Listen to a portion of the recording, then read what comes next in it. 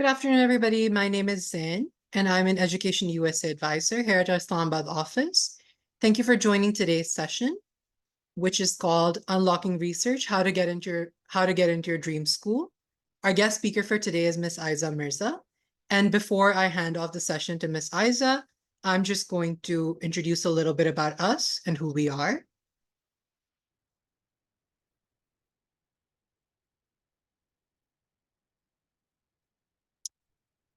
So what is Education USA? Education USA is a global network under the US Department of State, made up of over 425 international student advising centers in more than 175 countries.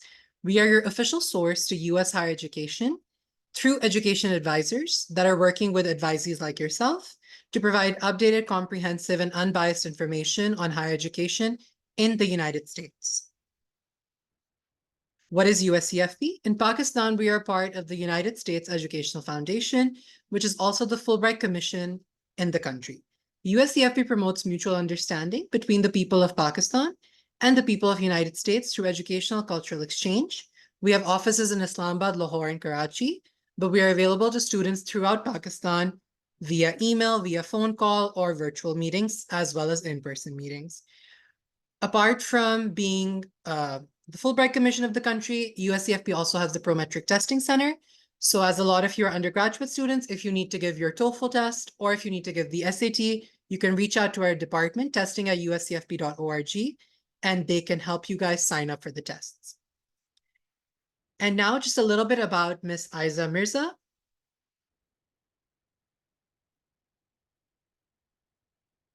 Aayzah Mirza is a seasoned college counselor and academic coach with 5 years of experience in international education.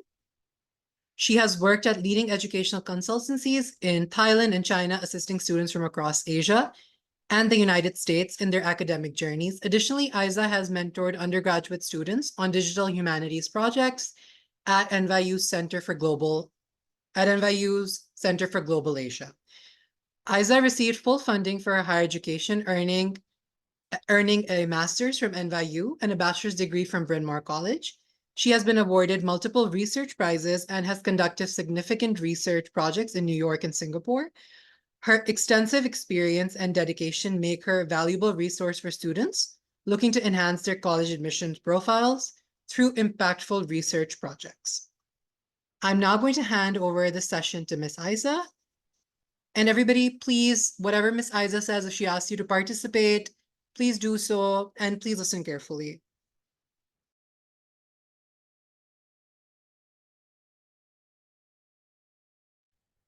Hello. Thank you, Zen, for that generous introduction.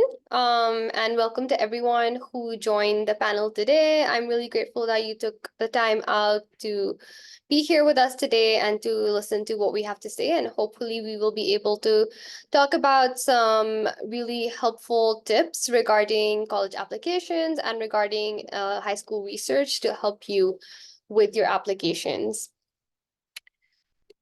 Let me just share my screen.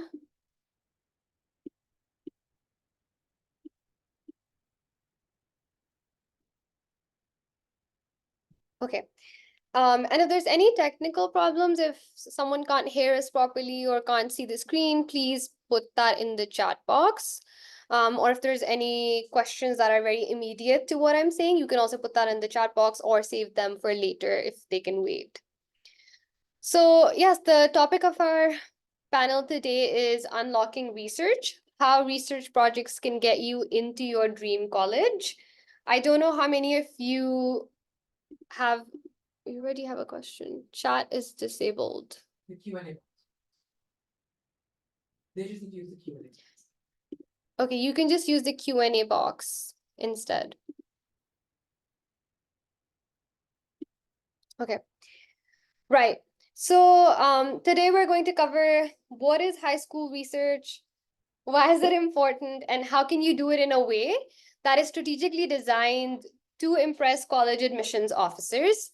And we are going to try to keep this session as interactive as possible, which means that I might pose a few questions for you all, and you can type your answers in the Q&A box, and then I will further talk about your responses. So let's just dive into it. To get us all started, I want us to think about what research is, what comes in our mind when we think about research, and how do we conceptualize it. So I want you all to take 5 minutes to brainstorm what high school research may look like.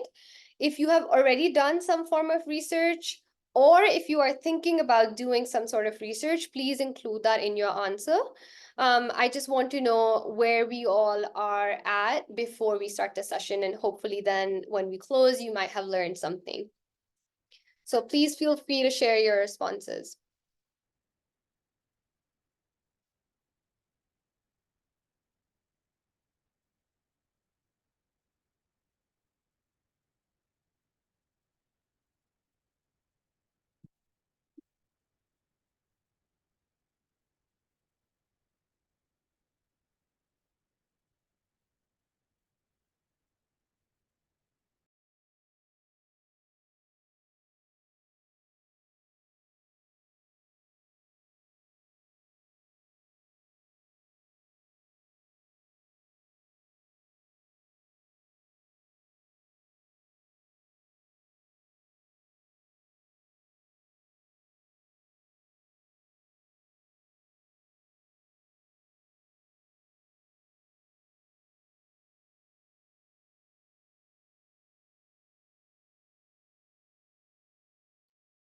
I'm seeing some questions coming in. Would love it if more people could share their thoughts, just so we have more to discuss and talk about.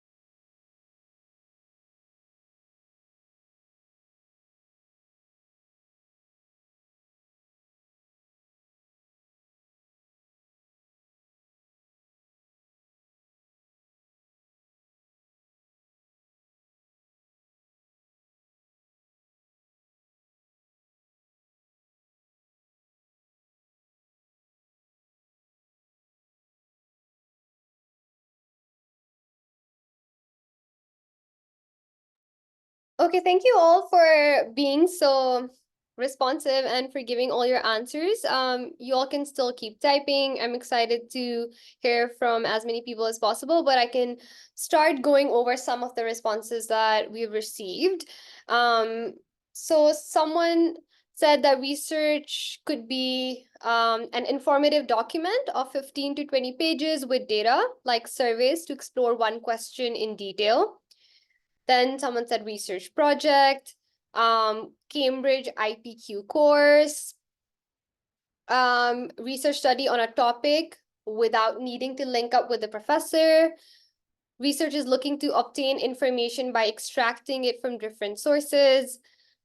In-depth study about a certain topic, which high school students conduct under supervision of experts, teachers. It teaches them how to gather and analyze data and info, and how to dive deeper into topics that interest them. Once again, to dive deep, and it's organized into the point, and specific topic in depth. Someone said they are currently researching an over unity concept and trying to build a system that could achieve the over unity. For this, I've been researching and making short guides. Okay, I'll just read a few more just so you guys can see where everyone's at. Researching is to gather loads and loads of information and make some solid conclusion on those facts. High school research involves students identifying and answering compelling and intriguing questions. This can include conducting reviews, designing surveys, or analyzing data. I would love to do research on the impact of online learning after COVID. All right. Okay. So one theme that we really noticed in all of these responses is that research is essentially digging really deep into one specific topic. Another theme is that this might take the form of a long written publication or might have the analysis of data involved. And then there's a question of do we really need to be linked with a professor to do this, or can we do this independently? Right? And we will touch upon all of this as we go on. So let me share my thoughts about what I think high school research usually looks like. So one thing, like I think maybe someone talked about Cambridge IPQ course.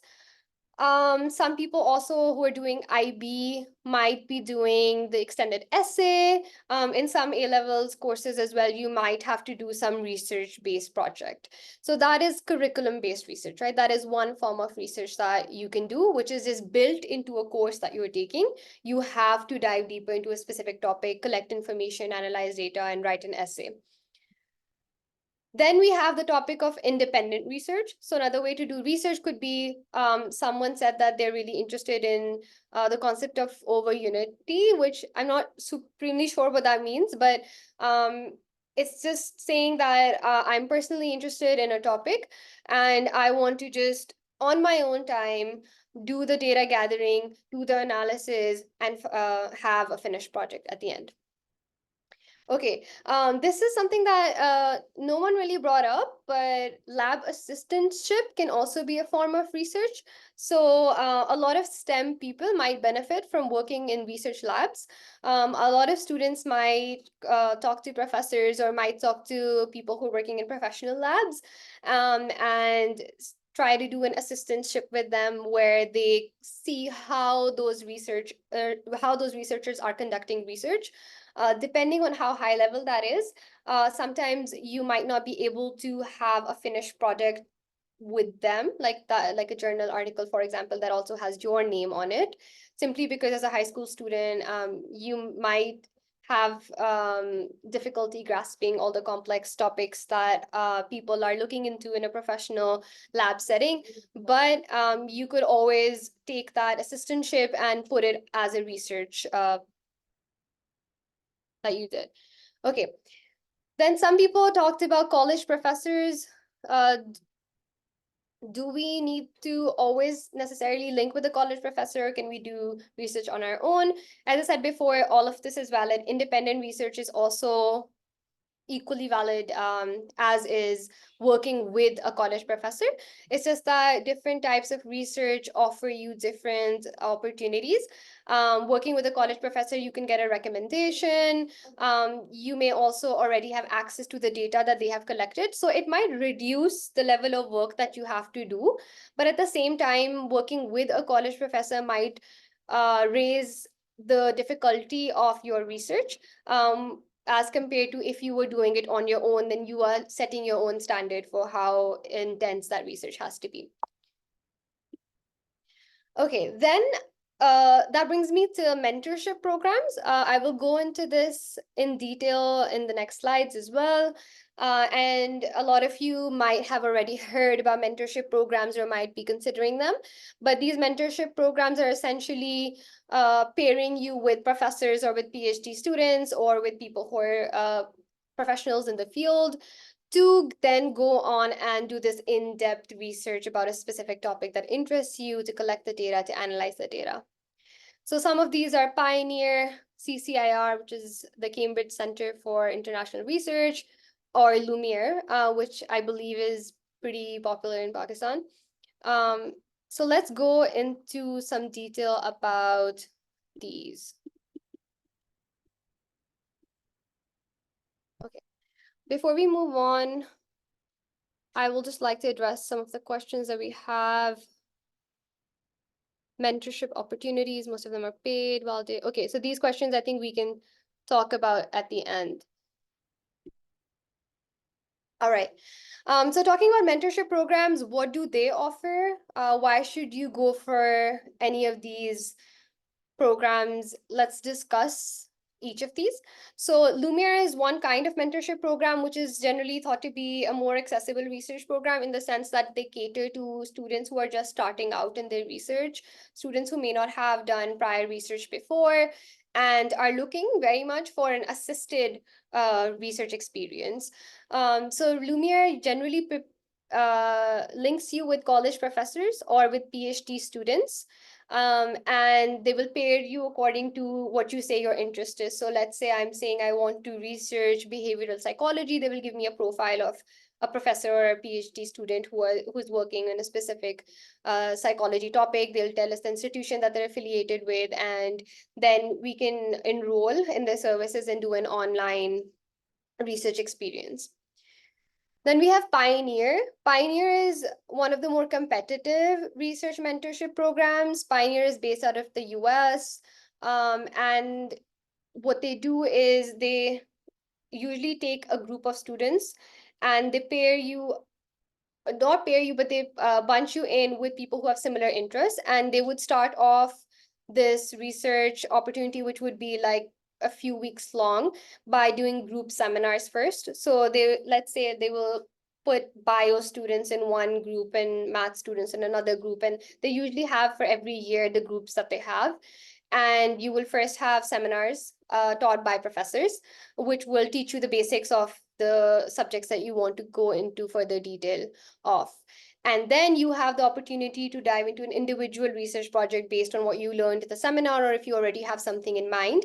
Generally for Pioneer, because it's highly, highly competitive, they want you to already have done some sort of research and to have an idea of what you want to study. And with Pioneer, they also have a research journal that you could potentially get published in. This is not guaranteed, but they also do have that option. And this Pioneer Research Journal is in collaboration with Oberlin College. And then lastly, another example of mentorship programs is the Cambridge Center for International Research, CCIR, as I mentioned before. So CCIR is similar to Pioneer, but this is based out of Cambridge, from Cambridge grads. And this is obviously based in the UK instead of the US. But this is a newer initiative, which means that for students who want to do a more competitive program, doing CCIR might be an advantage right now, because not that many students have it on their college applications. And they're also looking to diversify their student base. So where I was working before in a college consultancy in Beijing, we had sessions with CCIR staff and was able to get some insight about the students that they're looking for. And they said that because right now 60% of their students come from the US, they're actually very excited to have students from other parts of the world go in. And they do offer some sort of financial aid as well.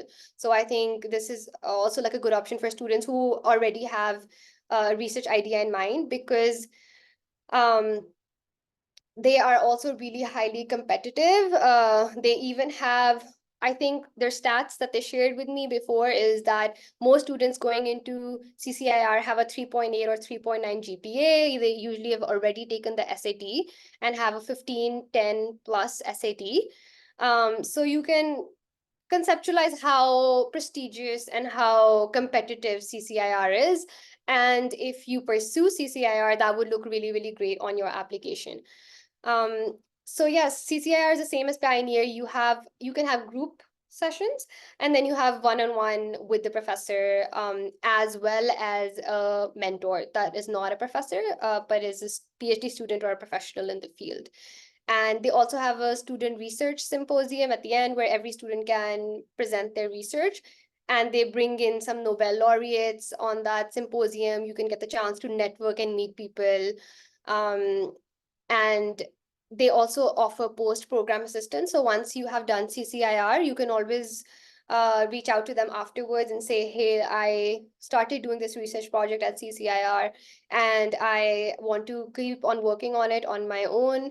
And I was wondering if you could look over my essay, which I'm going to send for publication in this journal. And they will be helpful even after you have left CCIR and completed your time with them, and they would still look at it. So as I said, yes, this is academically rigorous and highly competitive.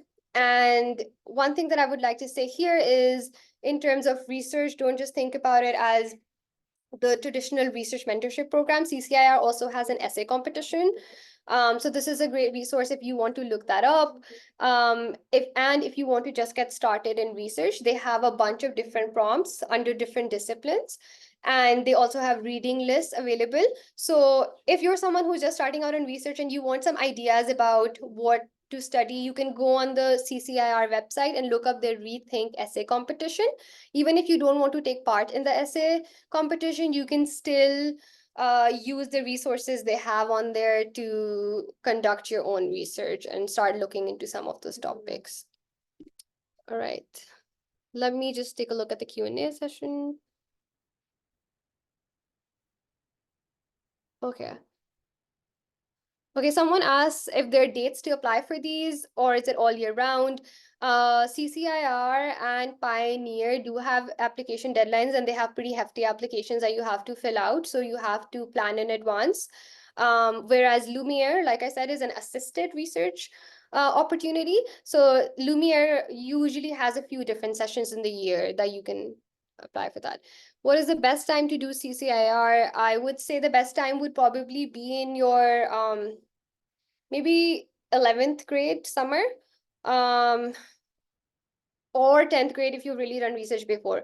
But if you're doing the O-level system, then like after O3, I think, or before A2, would be a good time to do this, because you need to have pretty high grades, and it's advantageous if you've done the SAT. So usually students complete that during the second half of their high school career.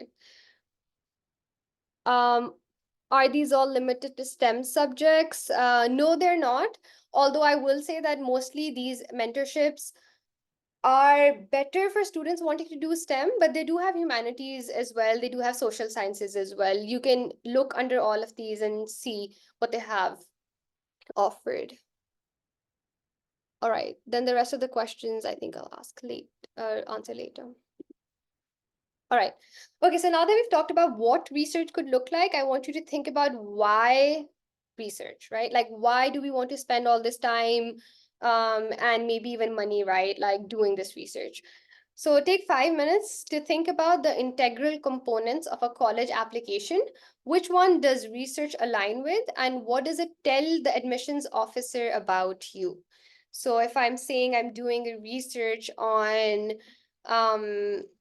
the Pakistani food industry, what is it going to tell college admissions officers about me, right? Just think about this for a moment and put your answers in the Q&A box. Thank you.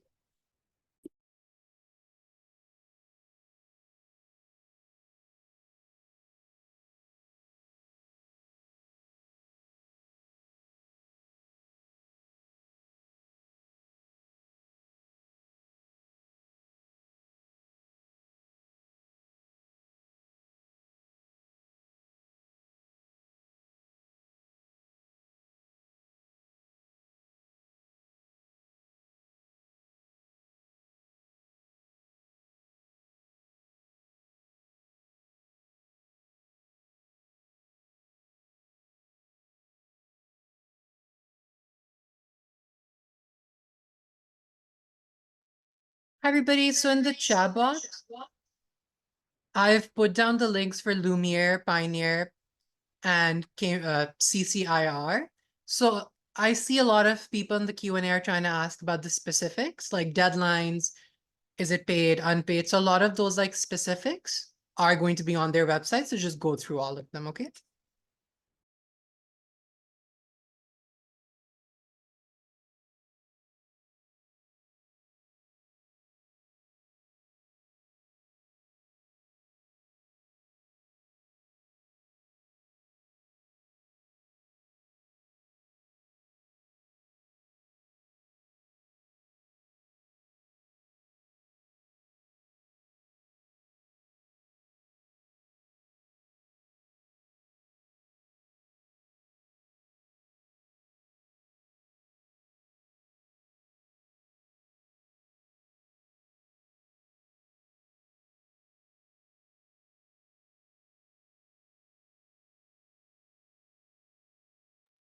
Okay, now that you guys have had some time to think about this, I'm going to look at your responses.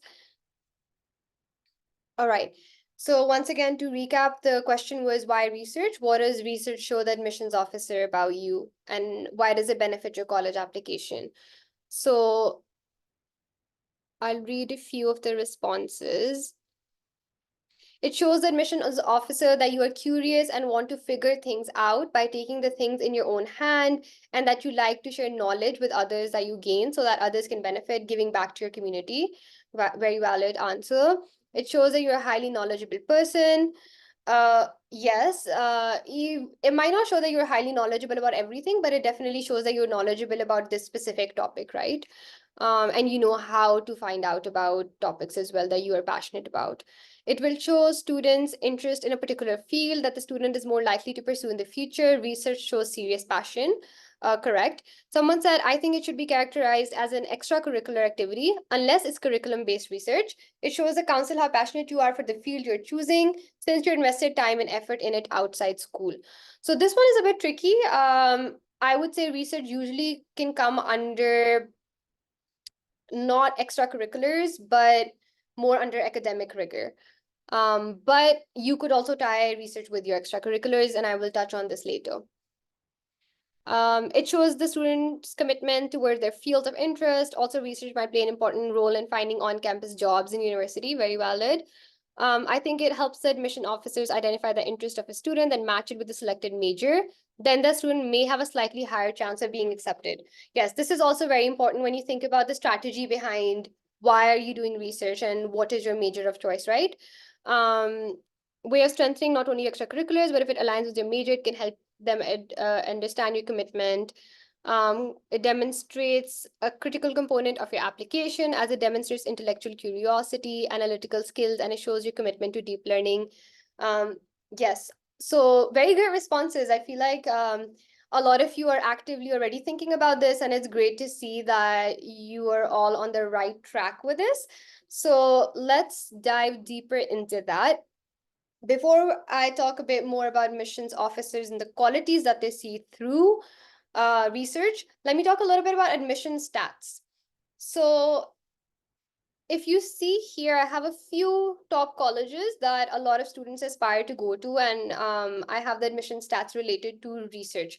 So UPenn class of 2026, 30% of students had engaged in academic research in high school. So you can see how important this is, that 1/3 of their incoming class had engaged in academic research. At Caltech, 40% of incoming class included materials about their own past research. At Harvard, they said that substantial scholarship and academic creativity are necessary for admissions, and it can increase their chances up to 8 times. So research is a great way to show scholarship and academic creativity. And at Stanford, they did not release any specific stats about school research and admissions, but they did say that intellectual vitality is one of the key components of admissions decisions. Okay, so this brings us to three core things. From the admissions officer's perspective, if a student has done a lot of research and I'm the admissions officer reading an application, research will allow me to see that applicant's intellectual curiosity. How curious are they about the things that are around them, and are they equipped to understand them intellectually, right? Do they want to understand why things are happening, to go more in depth about topics, to learn more about the world around them? Then we have academic capability. Research actually is a great way to show that you are a very smart and capable student who not only has the skills to do research, but also the passion to do it, because it involves a lot of time and attention. And then lastly, individual creativity, right? How creative are you with your research, and what does your research show about you as a person, and not necessarily the fact that you just want to do this major, let's say. So while research shows your capability for the major that you're applying for, it also is a good way to showcase your individual creativity about it, right? So let's say in high school, because we're not really doing in-depth studies that much, we're all doing bio or chemistry, right? But if there's one student who goes very in depth about a niche topic in biology, then that shows that they have an individual take on it, right? They are unique, which, as you might know, are important aspects of applying to college in America. All right. So going back to our initial question about what research can be, a lot of students said that research is maybe a 15 to 20 page document. It is a written in-depth essay. It's an analysis.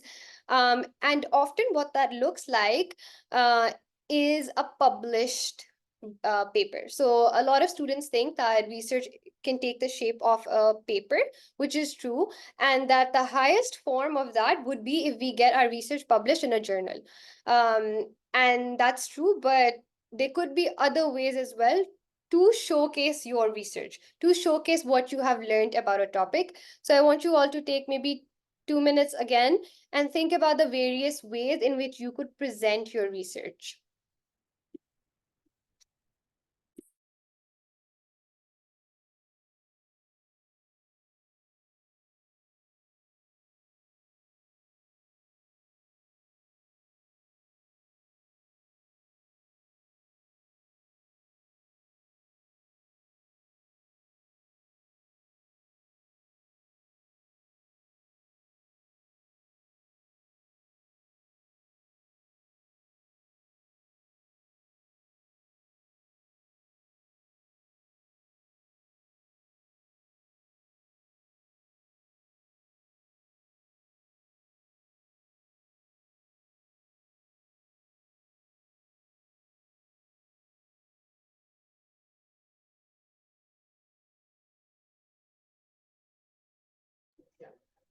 Hi, so I see that some students also want to speak. They raise their hands. So I gave you permission to speak. Can you please give your question?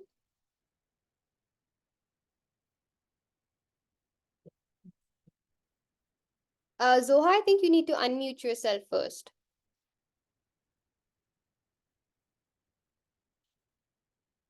Oh, I think there was some technical problem. Abdullah Anwar Butt, do you still want to ask a question? I'll give you permission to talk and you can come forth if you want to say anything.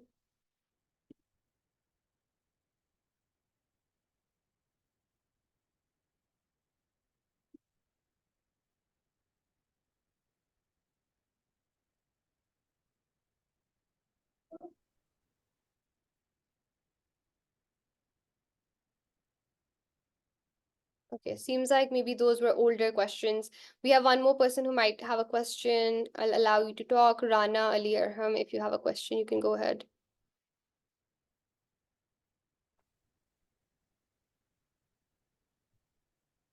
I'm not audible. Yeah, I can hear you now.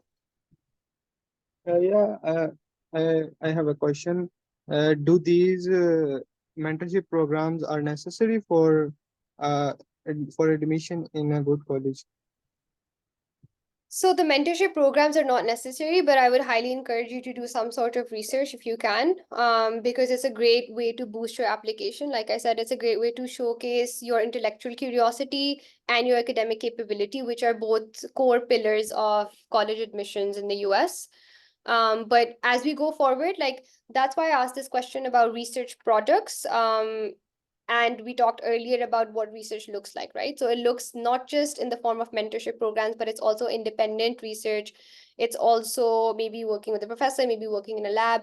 And we can talk more about the different ways in which you can do research that is not necessarily a mentorship program.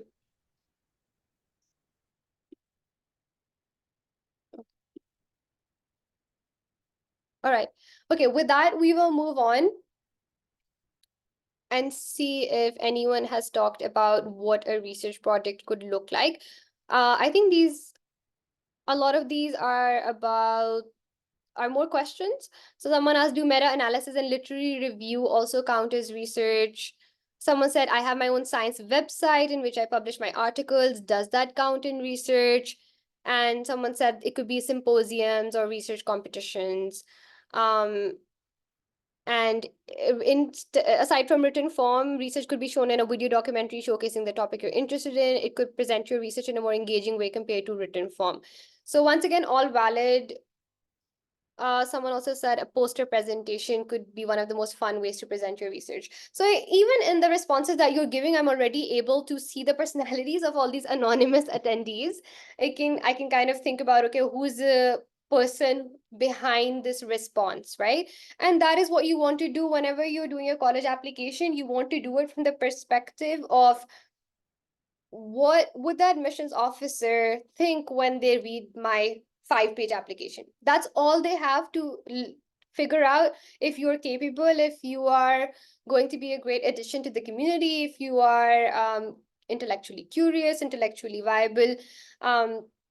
And yes, let me now dive a bit more into what research could look like.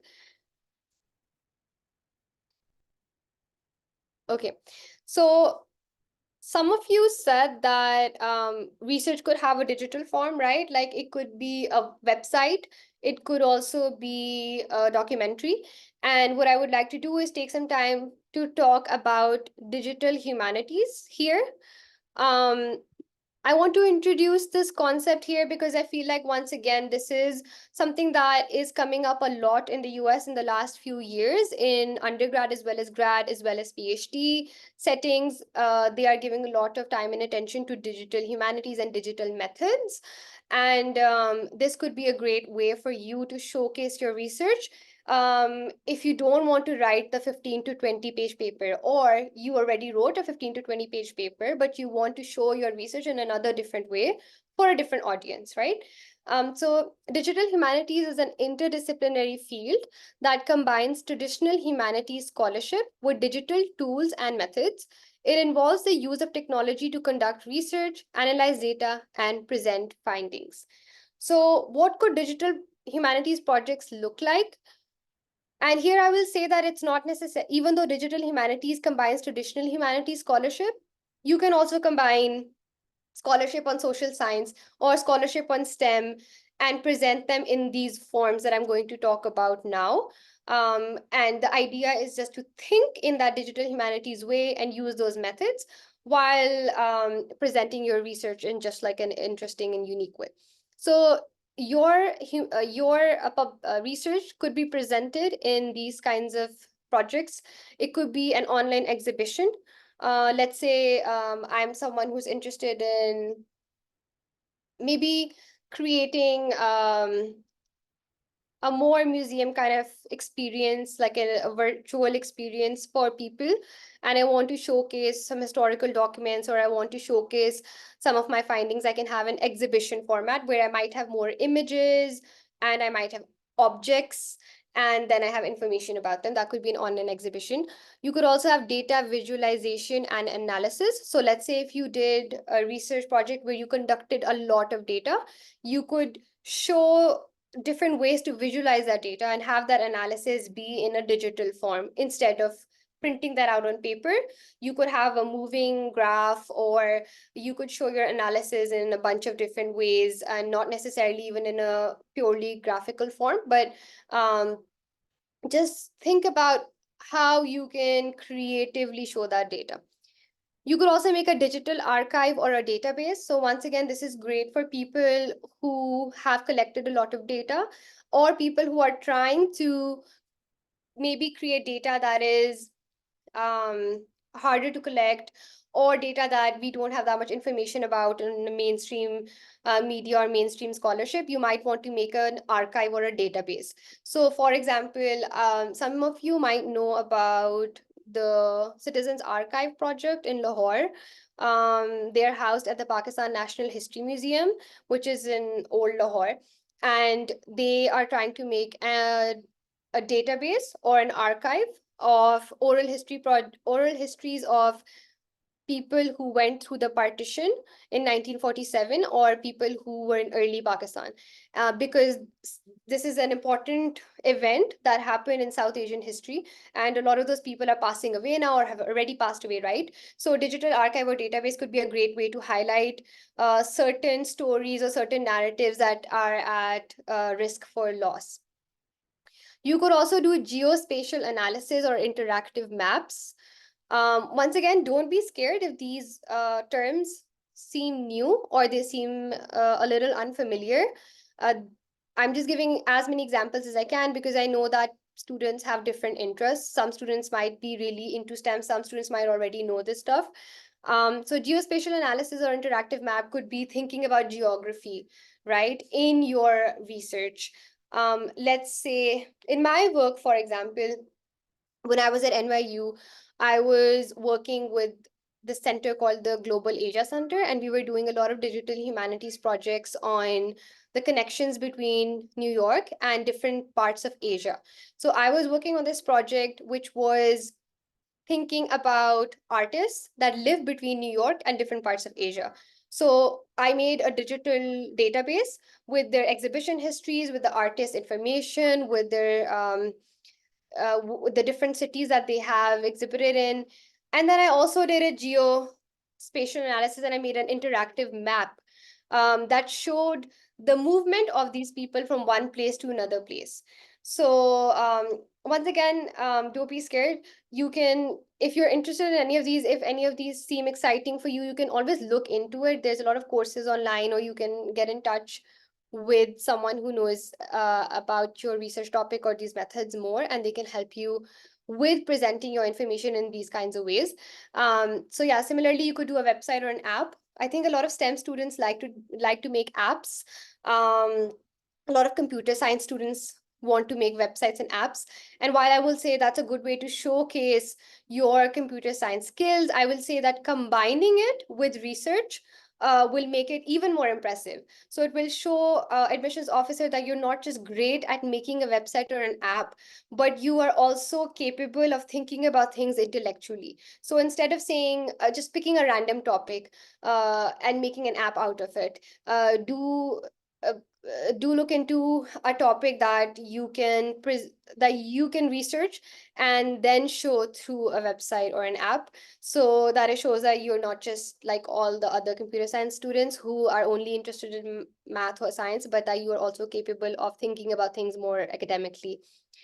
And yeah, and then you could even do a podcast.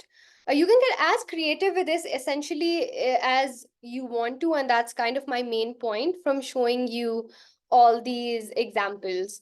So for example, I had a student who got into Cambridge and Stanford. I think he ended up going or will go to Stanford this year. And he was from Hong Kong, and he was really interested in philosophy. That was his major of choice. And at the same time, he was interested in physics as well. But what he wanted to do was, once again, he didn't want to come off as yet another student who's just either humanities or physics. So he combined both of them.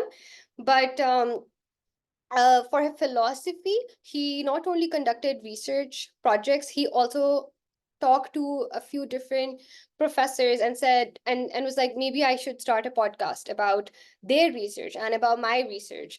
And he even had like a few thousand subscribers on YouTube. And this just shows, like a unique way in which you can showcase your research. So research, sometimes students get scared and think it's very academically, you have to write a lot and read a lot, and part of it is true, but also I want to show you that research can be for everyone. Sorry. Yeah, the research really can be for everyone, and you just have to find out what works for you, what showcases your personality best and your skills best, and you can use that to present your research. So yeah, the broader implications, just to wrap it up again, is that these kinds of projects show creativity, individuality, as well as your technical and computer-based skills. And as we are moving towards a world that is getting more and more combined, and we are moving towards interdisciplinary learning, a digital approach could be really beneficial as a standalone approach to research or as a supplement to written research that you may have done. All right. So now I want to move a little bit to the broader scheme of college applications. So how I have perceived my students' applications has been through these few different metrics. So when we think about research, I would think about, okay, what are the academic questions that this student wants to answer? And this could be helpful in deciding their major and linking their college application to their major of choice, or showing them as uh, suitable candidates for that, and to show the intellectual curiosity, right? So every student may have like a few academic questions, and in order to have a successful college application, you should start zooming into it more. So don't just think about what major you want to do, but think about what are the deeper academic questions that you care about. So once again, instead of just thinking, let's say about, okay, I want to major in English, I would say, okay, well, what are the deeper academic questions that I care about in English, and try to showcase those in your research. This brings me to the application angle. The application angle is the broader themes that you care about. It's the overall angle that you show the admissions officer about your application. So let's say like going back to the oral history example, one student's application angle could be history major who cares about South Asian migration and preserving narratives that are marginalized, right? So that is a greater application angle. It shows broader themes you care about. It shows multiple facets of your personality. So it combines not just academics, but as someone said before, it also combines extracurriculars, volunteering, etc. So like that student that I said made a podcast, even though he wrote a research paper, that was his academics.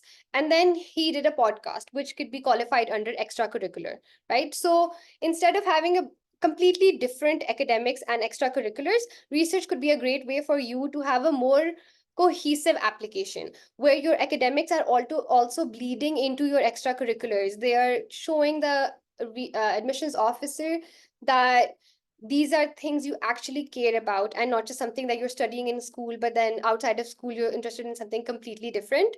So it's nice to have like a running theme, and then you can still have one or two outlying interests. It also shows the admissions officer where you will fit in the college. They can see, okay, we are starting this new program that is focusing on presenting research in digital ways, right? So they may be like, okay, the student will be a great fit in that program. And the application angle can be condensed to a few sentences. So it will basically be like your pitch. And the admissions officer should be able to get that pitch after they read your entire application. They should be able to see that the student can be condensed into a few main things. These are the interests. And how would you line your research with your application angle? We already discussed this before. So now I want to just quickly give you all a few case studies from just two case studies quickly from my past students. So you can see in action what research could look like and how you could add that when you finally do your application. So I'm not sure how many of you have already looked into the Common App or know about it, but these are just screenshots from real students that I've had. And I will just like shed some light into these students. So one of the first student got into Stanford restrictive early action in anthropology. And she was highly accomplished academically. She had near perfect grades, near perfect SAT. So really, really accomplished student academically. But what she did was, you can see, she showed her published research. And she put this under academics and the honors and awards So she had a published article, 3 published articles actually, right? And then what she did was that in the additional information section, she put the abstracts of her research papers. So this could be a great way for students who are trying to make research their main selling point. You can use the additional information section to give the admissions officer more insight into what you did in your research, right? Because they're not going to read your research articles. You just have to show them in the 5 pages that you get to do the application. And then if you see, she also aligned this with her other activities. In her activities section, you can see that she put research as her top activity, where she did anthropological fieldwork. So she did 4 different trips to different parts of China, and she studied witchery culture in the last Gunnar tribe. So once again, when you do your research, think about things that are important to research right now, right? So this could be like things that are at a loss for that are at a risk for getting lost. For example, this witchery culture in the last tribe, right? This tribe is going to die, and then this witchery culture will also die, and so will the knowledge of it. So be smart about what you think you're going to research and how you're going to describe it in a few different words that you have for your activities. And then you can see that even though she didn't put research in her second and third activities, she has journalism or publication, right? So she's showing that I'm a student who just generally likes learning about things, and I like to research what's going on, and I like to write about it as well. So she tried to basically make a cohesive pitch for herself, or an application angle, like I said before, to show that, okay, this student is a student who's really interested in anthropology. She did deep research in it, but in general, she's someone who will apply that same passion to different topics in the future, because she's a student who loves to learn and loves to write. Okay, and then moving on to my second and last case study. This is a student that got into John Hopkins ED2 in history, but this is one of those students that applied for history, but they also had a lot of experience in STEM. They took sciences as well. And who knows, when they go to college, they might even switch completely to sciences, or they might do like a digital approach. But what they are doing right now for the purpose of getting into college is showing that, hey, I'm someone who is really great at STEM, but I'm also someone who's capable of understanding history and the more intellectual themes in the world, right? So you can see this student also had 3 different researches that they put up. So they have independent researcher as one activity. Then they have source gathering organizer oral history project. Then they have administrative assistant for the history department.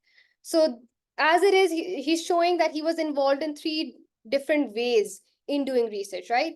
They can do source gathering. They can also work with a professor and research for a book that the professor is doing. And they can also do independent research. And in the independent research, you can see they combined history, philosophy, and physics. So interdisciplinary learning, once again, is something I would like to stress upon. Even if you guys want to do one specific major, you can always make yourself appear different from the other people that want to do the same major by saying that you are also going to be including influences from other disciplines in your research. Okay. Then looking at looking at their honors list, they also did some writing contests. So I think a lot of you students might already be doing writing contests, but just knowing that sometimes you can even put the writing contest topics in your additional information. And you can also link it once again to your major or what you like to research. And yeah, someone before mentioned that there's also like Olympiads or symposiums. They also put this, right, in their honors. Okay, and they combine both humanities and STEM. They're taking both of them together. And then once again, when you think about your personal essay, some students might even want to talk about the story behind how they conducted their research and why is it important to them in their personal essay, and some students might even try to do a very intellectual personal essay. This one I've seen people do very less of, but if you write a very academic personal essay, sometimes that's a great way to showcase that I said I do a lot of research and I'm really interested in that. And when you read my personal essay, I will talk philosophically about a few concepts that are interesting for me, and that will be unique, and it will show them that you're capable of eloquently expressing these high level topics and thinking.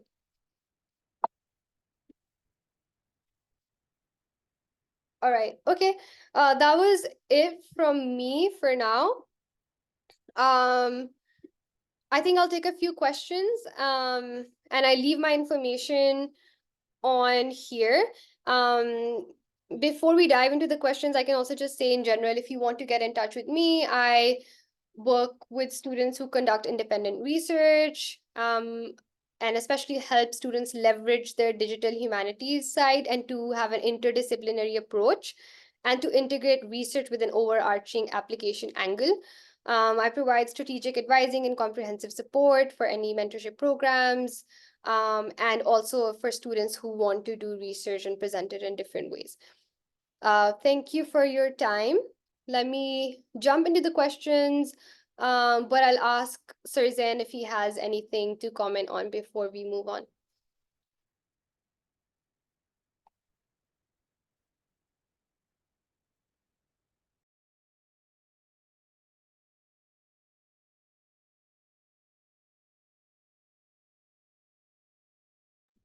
Yes, everybody, thank you for taking the time out to join this session, and I will take a few questions as well.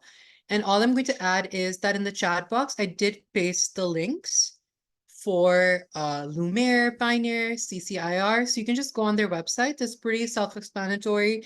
And any questions that might come up, just feel free to reach out to them. They all have their emails or like forms up on their website, so they'll definitely answer your questions.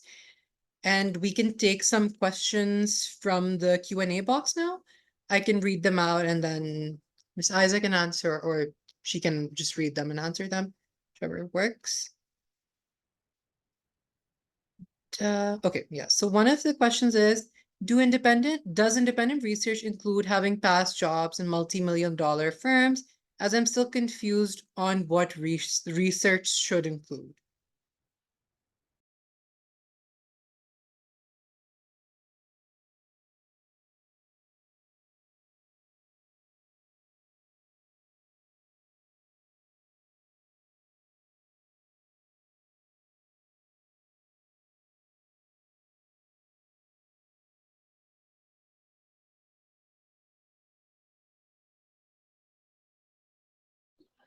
Okay.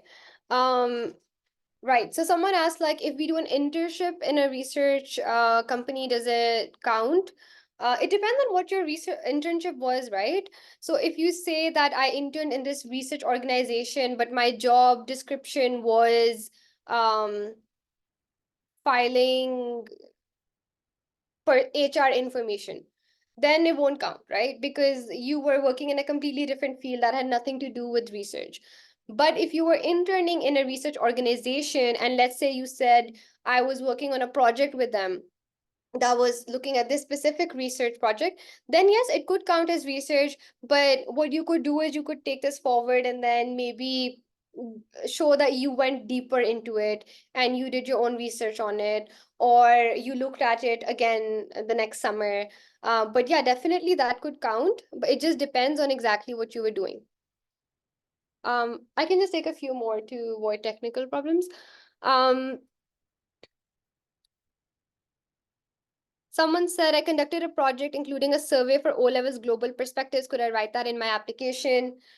So I talked initially about curriculum research, and actually I would like you all to stay away from posing that as something you did, because when you do your application, you have very few pages, or like not even pages, you have very few words in which you have to describe your everything you did in 4 years, who you are, what you want to do, right? So don't take up that space writing things that other students are also doing and then you have to do. So like if you did research for a course, other students also have to do that, right? So it doesn't show that you did it for your own sake. It's something that you had to do and it's already in your grade that you got for GP. So I would say maybe don't write that. um if you develop your profile in A levels, is it totally fine? If you're already in A levels and you want to start now, it's never too late to start. You can definitely develop your profile now, but you will have to obviously work a lot harder than people who started earlier than you. But there's still time if you plan it right. If I make some sort of guide which explains what a person should do if they are in a certain situation and I involve some research in it as to why we made the guide and why they should be using it, does that qualify as a research paper? So research papers specific, it depends on your field, and every field has its own parameters of what is a research paper. Usually does include sources, it includes a literature review, it includes some primary sources that you use.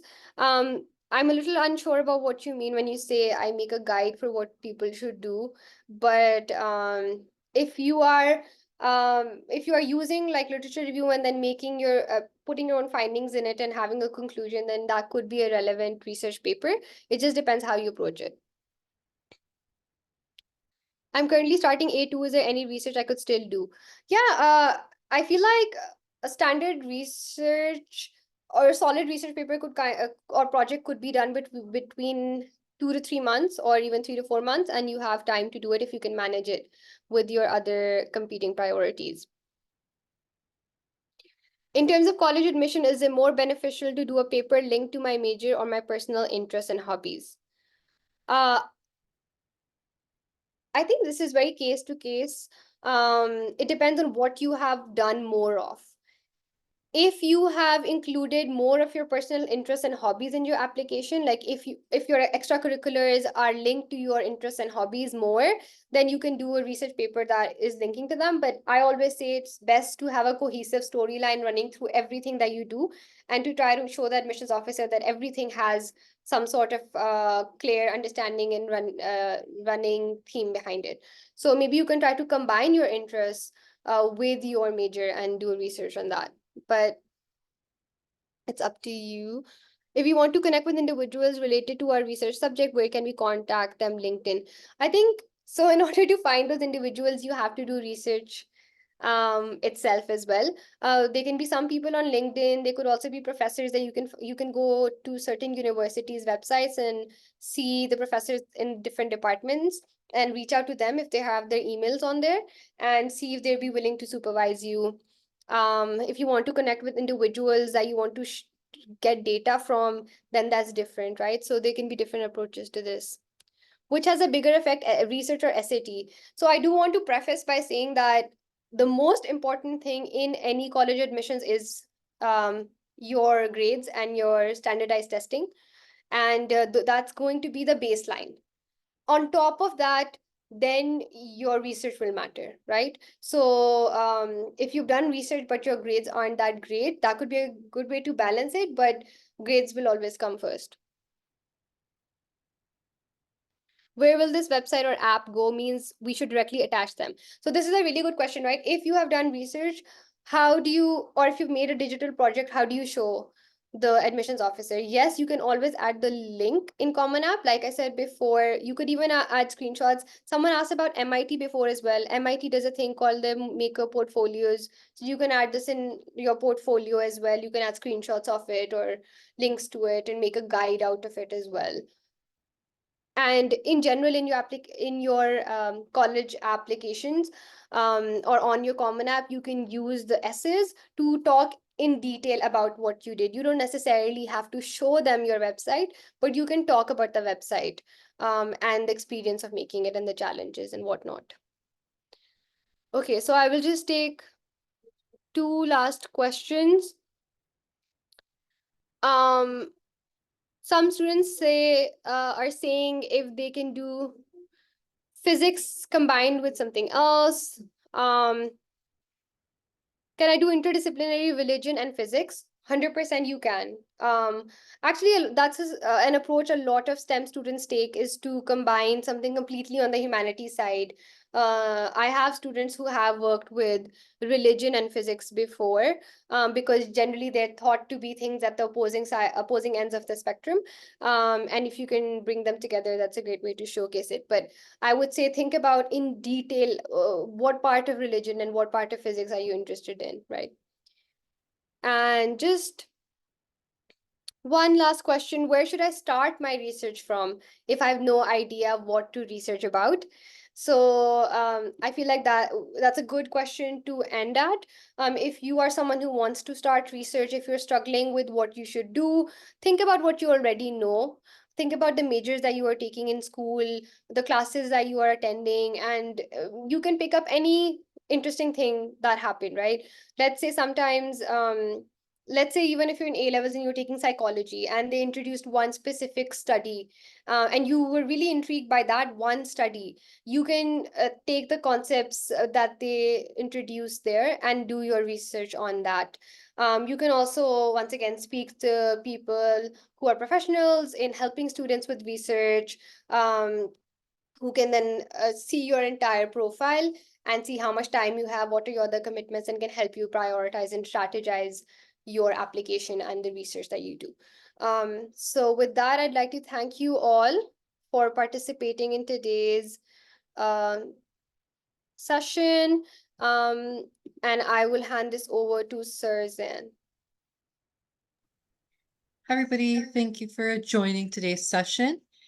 Once again, thank you, Ms. Aayzah, for taking out the time for conducting this workshop. I think this was very helpful.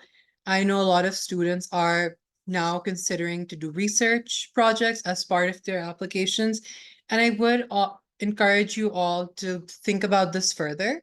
I know while working with a lot of you, you've expressed interest to want to go to MIT or Stanford or Harvard, really top tier schools, and I always tell you guys this, like beyond your grades and your SAT scores, they are looking for something additional, which is why doing research work is extremely important. Start thinking about it. Even if you're currently in A2, if you can manage the workload of doing some form of research project, research paper, try to do it. And Ms. Isa has also introduced you to some very unique and different ways, like digital humanities research projects.